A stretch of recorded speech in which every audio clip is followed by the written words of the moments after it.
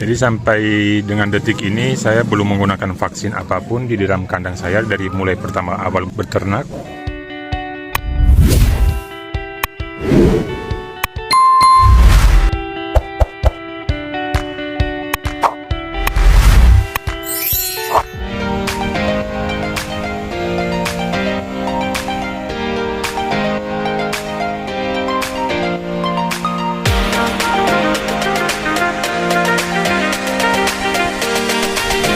Assalamualaikum warahmatullahi wabarakatuh sobat.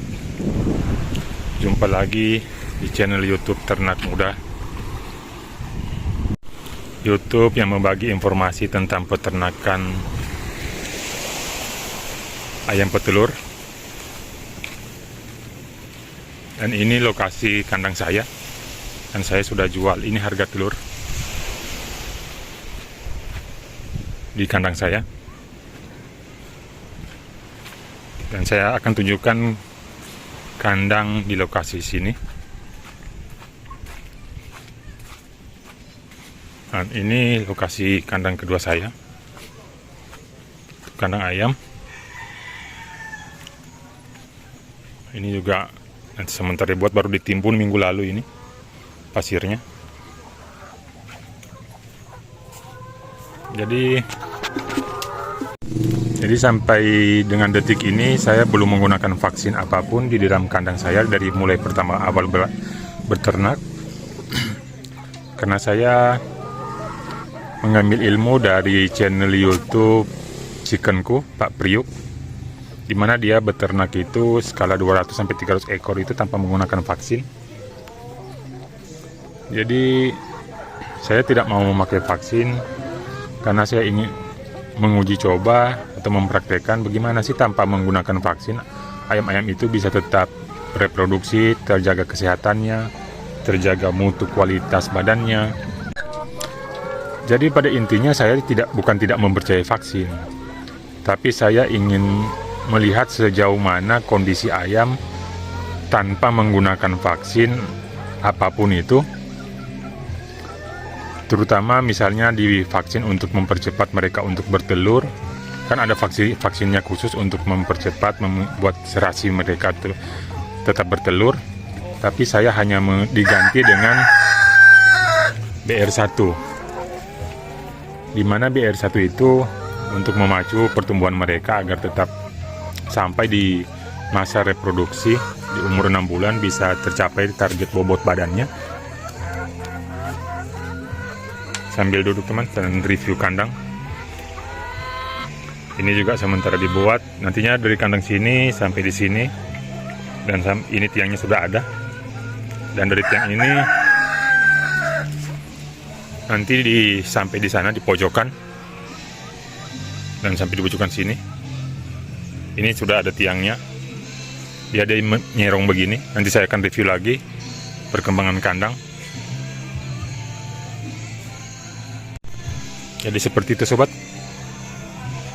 Karena memang kalaupun kandangnya bersih, tidak pengap, bergantung bagaimana kita membiasakan agar kita tidak terbiasa dengan yang namanya vaksin.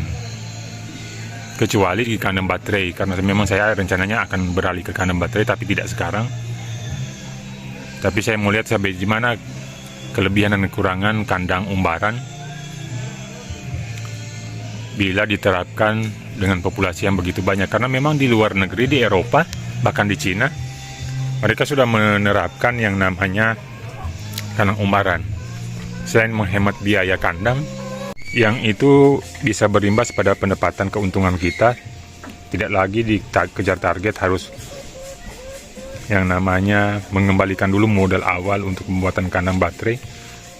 Karena kalau populasi dengan 1000 ekor itu, kandang baterai itu membutuhkan modal 200 juta.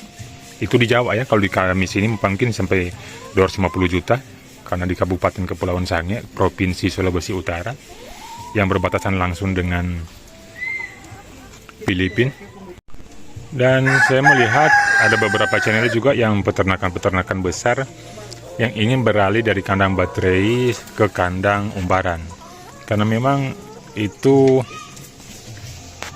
menyebabkan paling banyak terserang penyakit karena memang mereka tidak bergerak sama sekali, tidak pada habitat aslinya. Mereka di mana bisa ceker, bisa panjat-panjat, ranting-ranting yang sebagaimana mestinya hewan itu pada habitat aslinya. Yang mengakibatkan apabila di kandang baterai, kalau saya perhatikan itu mereka lebih cenderung tergantung pada vaksin dan hal-hal lain yang bisa membuat mereka terjaga dan aman. Jadi catat sekali lagi ya, saya bukan tidak percaya vaksin, tapi memang kalau terlalu dari awal sudah bergantung kepada vaksin, nantinya ayam-ayam ini akan ketergantungan pada vaksin itu sendiri. Dan di sebelah juga ada teman saya yang meninggal, perempuan, lagi membuat kuburnya. Meninggalnya kemarin.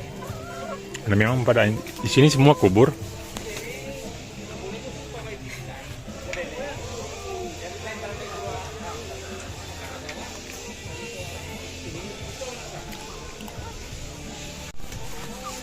Jadi semua tergantung manajemen bagaimana kita merawat ayam. Intinya yang penting kandang itu tidak bau. Dengan pengalaman saya selama beternak kandang umbaran skala rumahan. Tapi saya akan genjot lagi, saya akan kejar sampai di sampai di populasi 1000 ekor. Bahkan kalau ada tempatnya yang luas, saya akan beternak skala 2000 ekor. Tapi saya membiasakan ayam-ayam saya sejak dini tidak tergantung pada yang namanya vaksin. Saya hanya bergantung kepada manajemen kandang agar tidak bau dengan cara ditimbun pasir atau diambil pasir yang sudah menumpuk dengan kotoran, diambil dan diganti dengan pasir yang baru. Itu sesuai pengalaman saya ketimbang divaksin. Karena kebetulan juga yang tadi awal video di pinggir pantai, jadi tidak kesusahan untuk masalah pasir. Dan yang kedua, bagaimana suhu kandang itu tetap terjaga kehangatannya dan ditambah dengan siklus udara yang silih berganti, yang masuk keluar, yang tidak tertahan. Kotoran mereka bisa dijadikan pupuk, dijual. Saya jual 20.000 satu karung yang 20 kilo. Dan juga ada pertanyaan-pertanyaan masuk di kolom komentar masalah penjualan telur. Nanti saya akan bahas di video selanjutnya. Seperti yang sudah di pertama tadi, saya sudah pampang harganya. Karena di sini tidak seperti di tempat-tempat di provinsi di Sulawesi Utara sana, di Manado, memiliki di sana banyak pengepul telur. Tapi di sini belum ada ya, ada tapi harus kerjasama dengan yang namanya minimarket yang saya akan bahas di video selanjutnya. Jadi pada intinya dalam pemeliharaan ayam petelur yang tidak menggunakan vaksin sama sekali, tinggal pintar-pintar kita mengolah pakan itu bagaimana mutunya supaya terjaga, kandang tidak bau. Intinya di kandang tidak bau itu mengakibatkan vaksin itu tidak berlaku di kandang ini ya. Dan sampai sejauh ini sudah 6 bulan saya tidak menggunakan vaksin sama sekali. Bahkan ada yang bertanya di kolom komentar, masa Bang tidak menggunakan vaksin? Ya memang tidak menggunakan vaksin, dikarenakan mereka selalu bergerak.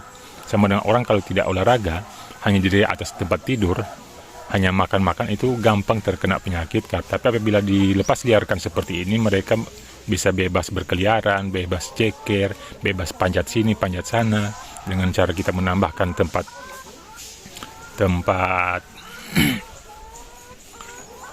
mereka untuk seperti tempat sana.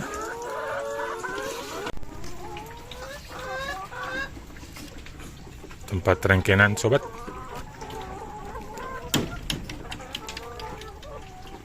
Jadi ini juga penting untuk mereka tengger di dalamnya, di atasnya. Jadi seperti itu sobat, review pada kesempatan kali ini. Jangan lupa like, komen, dan subscribe agar channel ini semakin berkembang dan saya semakin rajin lagi untuk mengupload video. Assalamualaikum warahmatullahi wabarakatuh.